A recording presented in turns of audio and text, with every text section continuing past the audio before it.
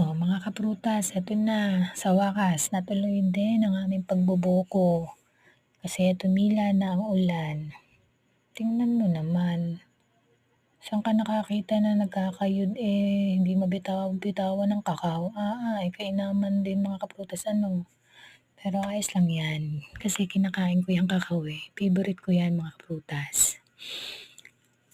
Ito ay magpapasko. Kaya kami ay nanguha sa ating kaprutas na si Reg ng buko sa kanila. Ano daw? Parang gulo ko dun ano. Basta hayain na, yun na yun.